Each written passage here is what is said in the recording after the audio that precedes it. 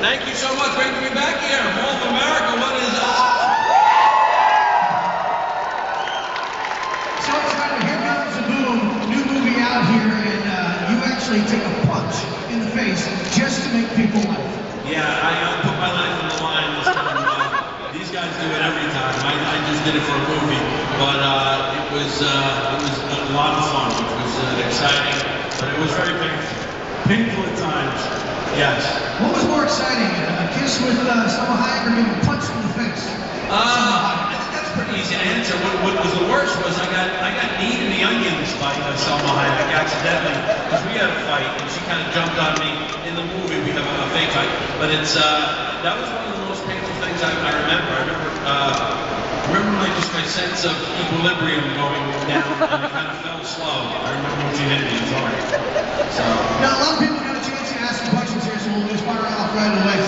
This is my favorite question right off the bat. This is coming from a teacher that's actually here, Sherry Clark, a 4th grade teacher. Fourth grade? 4th grade teacher? Wants to know, how did you prepare for the role of teacher? That's pretty, yeah, that was a stretch right there. I apologize for trying to represent teachers. Me, an idiot. You know, I had some great teachers in my life, and that's what I remember. Ones that I followed along and kind of, they instilled some really great principles in me that I follow to this day. So I wanted to give a shout out to teachers and let them know that, you know, they're not just forgotten when school ends. These teachers actually shape these kids' lives and really can make a difference. 30 years later, I'm still thinking about what this guy said to me. He was awesome, and he shaped me and helped me eventually. But you know what I'm saying? You know what I mean? So teachers are awesome, and I want to prepare to be a teacher. I wasn't the greatest student, by the way, but I tried to be a good teacher. In this movie, you'll see I get better as I go along, and that's the important thing. I want to get better. Oh, thank you. All right, very cool. Crazy guy going up the escalator. Now, Kevin, I'll have you do the intro of Boz because you've known Boz longer than. Wait a second, he loves me, but he's going shopping. He's not even stopping. He's saying, I love you. Go to Foot Locker. I don't care. You and Boz have known each other for 15 years. Yeah, for about 15 years. I remember seeing Bas Rutten fight in an organization called Pancrasers in Japan. Me and Joe Rogan, who's actually the commentator on the UFC, we're buddies. We used to do stand-up all along. We started together. And I remember seeing this guy fight. That was just a crazy-looking dude with these knee-high boots and bald head, and just doing splits in the ring and knocking people out left and right. And I thought he was the coolest. I thought he was like a superhero. It was like weird. And then he came to the United States, and the guy became the UFC heavyweight champion of the world, which we thought was amazing. So we said, oh, how great would it be to get to know this guy, maybe train with him, and just hang out with him. And that's what happened. I was on the show. He wanted to meet with us. We got to work out together and became buddies ever since. And it's, you know, that's Bas Rutten right there. He's the greatest of all time. Man. Give it up for Bas Rutten.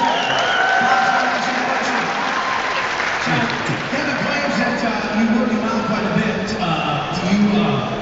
I mean, this is Kevin James sitting right over here. You made this body. Yeah. You're not responsible for this, by the way. Listen, we shot this movie a year and a half ago, and since when we cut on that final scene, I found a bathtub full of chili and just dove in and non-stop. I'm at the Mall of America. I'm not going to eat. I'm not going to go crazy. I'm not going to have fun. Darn right, I'm going to have some fun.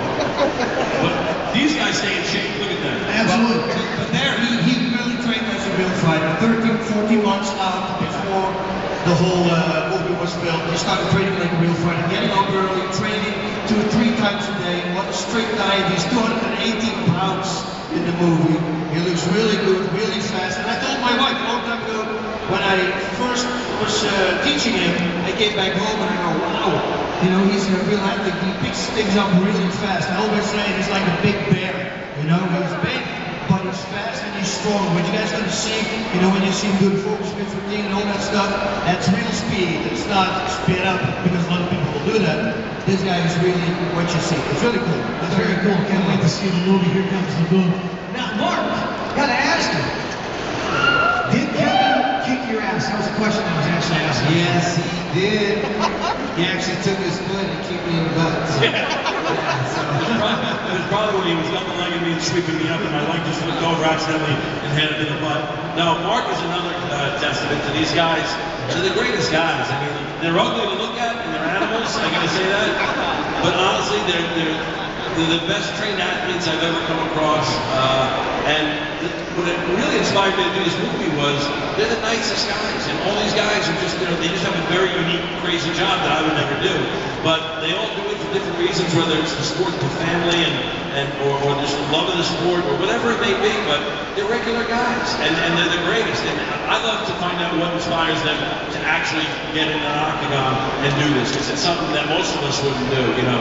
So it's really cool, and they're the greatest, honestly. Well, we were just sitting in the green room. Mark, you mentioned that I didn't realize that he broke my foot down into the ring. That's how tough they are. Yeah, Mark broke his foot before going into his last fight. He had a broken foot. I got to tell you, if I stub my toe, I'm out for 3 months. You know, so it's ridiculous what these guys go through. And every fight they go into, it's got to be. It's very rare that you're 100% done. You can't be. When you're training, there's always an injury. There's just going to be. You know. And that's just the way it is. These guys kind of go through that. Mark, got a question for you from somebody out here. They want to know who's going to win the fight on Friday. Oh, yeah, that's a good question. Travis Brown or Antonio Silva? You know, Travis Brown, he's very good at just keeping the distance and very good with his leg kicks. He's also evolutionized his game with wrestling. Antonio Silva is the same thing. You know, he's got very good stand-up. You know, he's arguably one of the best heavyweights to compete in mixed martial arts. Having said that, I know them both. They're both my friends. So I want to see who can win. That's a problem. Thanks, Bas. We appreciate that. So now, Kevin, another question that's been asked here from our crowd. Did you ever accidentally punch someone, and did you actually hurt them in filming this movie? And did you also say, did you remember the producer right after you did it? You know what happened? I actually hit Mark. Yes. I didn't even do that one. It was a scene where I was supposed to be beating him a little bit, and I hauled off and hit him. And this is the most, this is the horrible thing about it. Like, I'll apologize profusely, because you know how sorry I am, and they don't feel it. That's the worst. They don't even remember what I'm talking about. Like, remember when I punched you in the face? I'm so sorry about that. Like, what are you talking about? I thought they were like mosquitoes in the room or something. It was horrible. So, but when they hit me, man, I felt it for 3 days. So, yeah, he was very apologetic about it. I'm like, man, it's no big deal. We do this for a living. He's like, no, I'm so sorry, man. I want to get you some ice. It's different getting hit from a real, you know, another fighter in a fight than being some, you know, Wants to keep you in front of actor. Yeah, exactly. Keep on the good side of it. A pick of milk and cages won't be enough. Yeah. Bas, I'm going to ask you this as we have more questions coming in here, and I can't believe someone would write this down and I have to stand next to it being a radio show. But they ask, if you were right now at the peak of shape, you think, how would you do with the UFC? Who would you be saying? They always say, you know, you're only as strong as your sparring partners. And pretty much, I think 95% of my career, I did with one guy, who also in the beginning didn't know anything. We made each other strong. I had one sparring partner. Only for the last, I think, 4 fights or 5 fights, I had more sparring partners. So if I can do that with one guy, I expect that if I would be 25 again and they drop me in Vegas at a couture or whatever gym, you know, when you train with all that talent, you know, I think it would be really good. You know? He'd be a champ for sure. I'd say so, absolutely. Only because I'm at this end of the panel for sure. That's... Sure, yeah. I'm absolutely afraid of him. I am. Thanks a lot, Kevin. He gives me that. You stand down there. Yeah, kick it away. Another question for you, Kevin, here. What do you like more? Do you like doing the King of Queens or the movies? Which one do you like more? Questions that you have.